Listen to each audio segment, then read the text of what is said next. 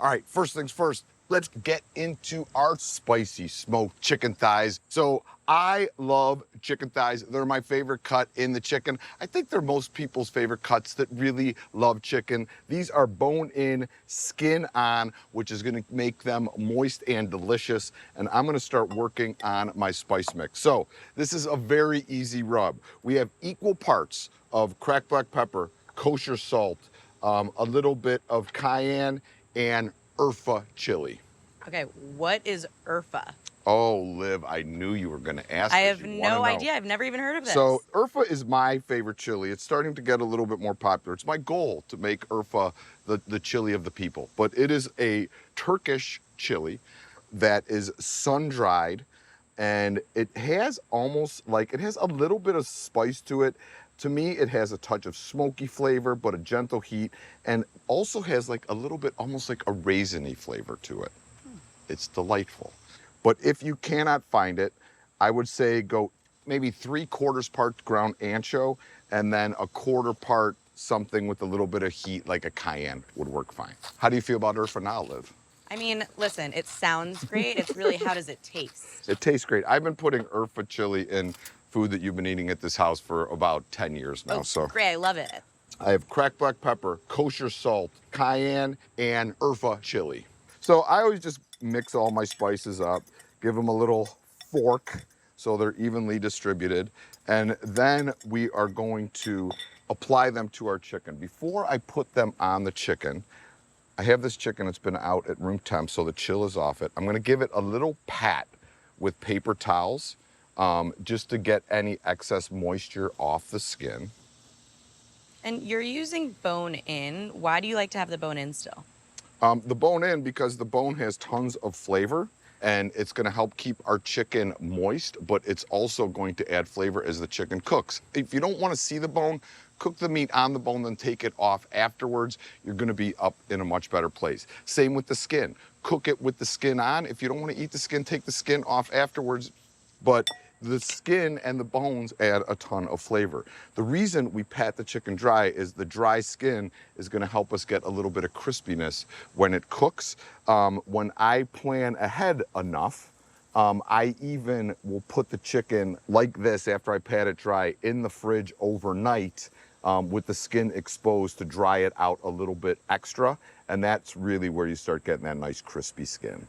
So even coat of our rub. And then I'm gonna give these a flip, get the other side, and then we will get them on our grill.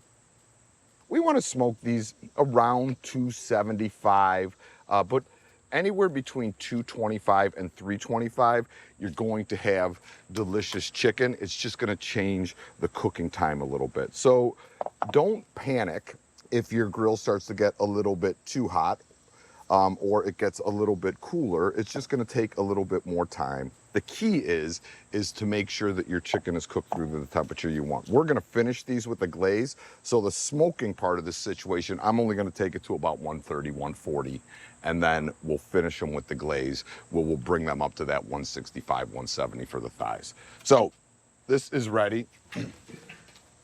Now I have the snake method set up on the grill. And you could see in here with the snake method, so the coals are very small in the front. They start building up towards the back of the smoker, and that's just gonna give us a nice even cook. What you do is you put that first coal down. You could put a starter underneath the coal. It's gonna spark it, and then it's just gonna go coal to coal to coal to coal, so it holds your temperature throughout. We are going to put our chicken skin side up away from those coals. Why do you do skin side up? Because the skin is going to kind of cook and crisp a little bit and render the delicious fat from the skin into the chicken. It's almost like a self-basting situation, Liv. You know what I'm saying? I got it. You know what I'm saying, boneless, skinless chicken breast girl? You know me well. Mm-hmm. Yep. Liv moved to California, and she only eats her chicken without bones and skin. To each his own. We're gonna have a little talk. So let me just put this lid down. If I was doing this indoors, how would I set it up? If you were gonna do it indoors, you could just set your oven to 275 and just let it go at 275 and let it rip.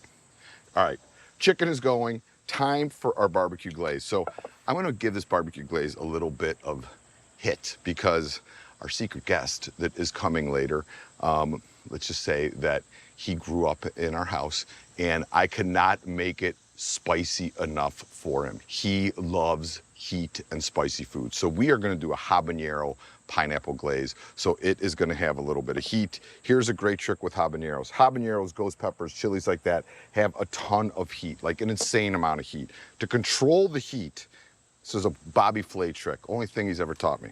You take one slice, you put it in the chili, and you drop it in. And so this way, you can pull it out when you want, and it's gonna release its heat gently through the sauce. So this is a great trick. Thanks, B. Flay. I appreciate your kindness. That goes in the pot. To that, we're gonna add about 2 cups or a pint of pineapple juice. We're going to add about a cup of chunked fresh pineapple. Lime juice, because lime juice and pineapple are delicious together. Sherry vinegar, and I am gonna hack up 1 onion that will simmer in here, and we could just remove this out at the end.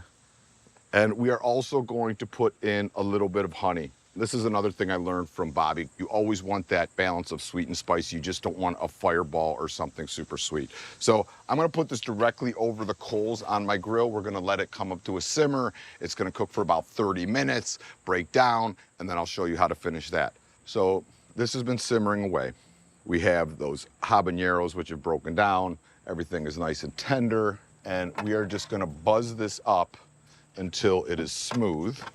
So I'm gonna remove the onions and the habanero because the trick that I showed you with the little slit in there kind of gives you the heat in a very controlled situation. But the nice thing is if I wanna make it hotter, I could start adding chunks of the habanero or whatever hot chili you're using back in. So we're gonna buzz this up.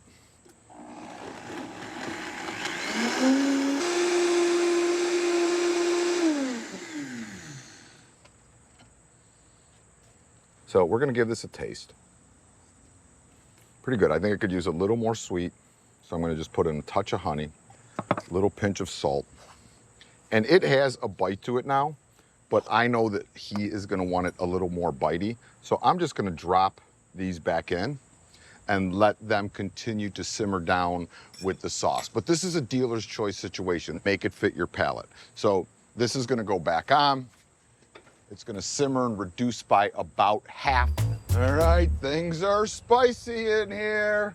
Lizzie, look what I have done so far. So I smoked some chicken thighs, and now they're at 130 degrees. So I'm applying a habanero pineapple glaze. Nice. So I'm just gonna set this here. This is in a really good place. It's about done. I'm gonna let that sauce set a little bit. So I am just gonna close the lid. All right, you guys, spiciness is in the air. Chicken is off the grill. I'm gonna hit it with 1 more glaze. I let that go for about an hour and 10 minutes. Most importantly, always cook to a temp, not a time. So I took these thighs to about 170 internal temperature, hitting them with a little bit of that habanero pineapple glaze. Everybody dig in, tell me what you think. Right. Okay. If you don't like it, keep your opinions to yourself. It's awesome. I love that glaze.